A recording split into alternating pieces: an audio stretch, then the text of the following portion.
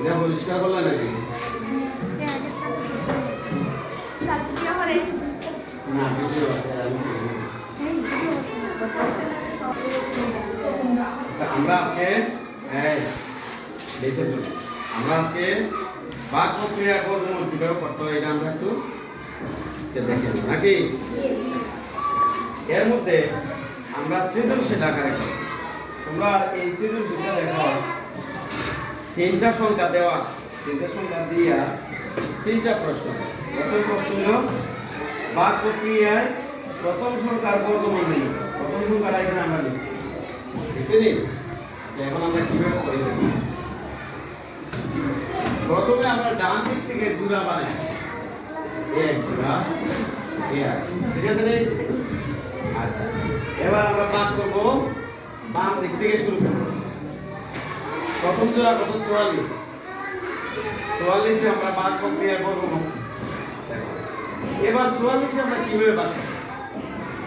এমন একটা সংখ্যা খুঁজে বের করো যে সংখ্যারে ওই সংখ্যা দিয়ে গুণ করলে 44 হয় অথবা 44 এর নিচে।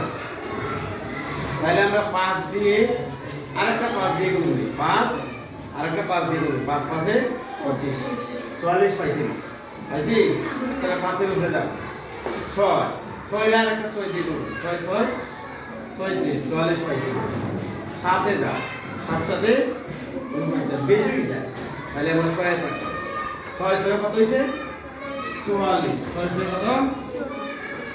6 6 36, 6 6 কত? এই এবার লিখ আগে লিখ। 14 থেকে 6 গেলে কত? 8। কত হইছে ভিক্টোরিয়া? 8। এইবার আমরা নামাবো এই যে নামাইছি। এবার এখানে আমরা এই সংখ্যাটা ডাবল করে নিয়ে 6 ডাবল কত?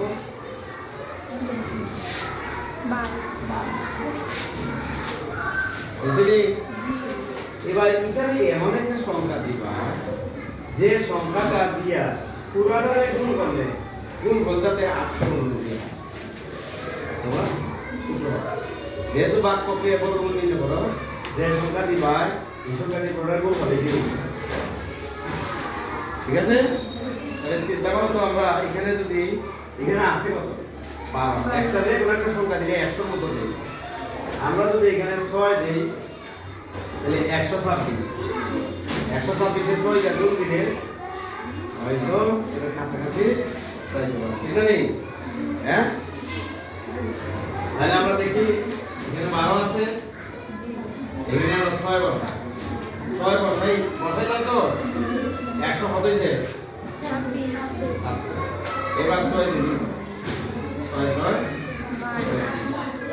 2 6 12, 13 14 15, 6 কে 6 কত হইছে? 756। এখানে আছে কত? বেশি। তাহলে আমরা 7 দিয়ে দেখি, 7 বসাই। এখানে যা বসাই পাই ফলের মধ্যে থাকে। এবার 7 দিয়ে আমরা কি করি? 7 7 2 7 14, 14 আর 6 কত?